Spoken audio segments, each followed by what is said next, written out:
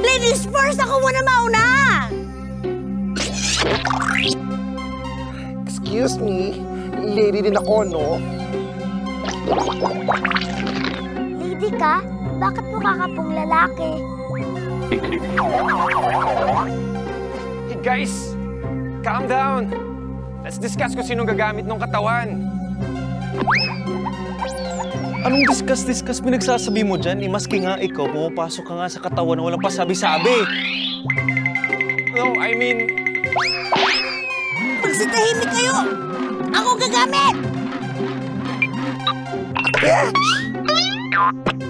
Ako po! Ako! Hey! Guys, calm down!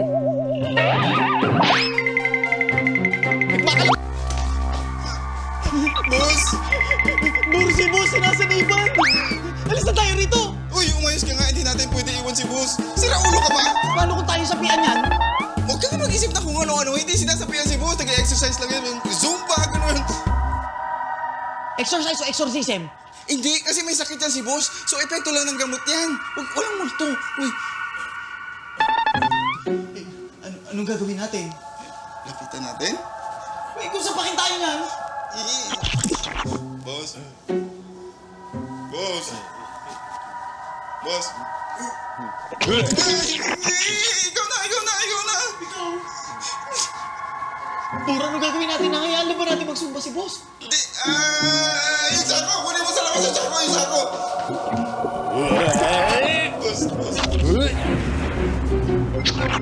Ako ang Reyna! Ako ang gagamit! Hindi ka Reyna! Ako Reyna! Ako po muna mga ate. Guys, calm down. May ibang tao, oh. Oo. Time out ka muna! Time out? You shut up! Shut up kayong dalawa! Boss, ano nangyayari sa'yo, boss? Hindi yata yung napapasa ko sa internet na multiple personality disorder. Napapaliw na boss ko. Yung sako! Ito, umaplatin mo! Wawa, ako lahat tinutos mo, ba't di kaya ikaw mamatay? Akin naman yan! Boss!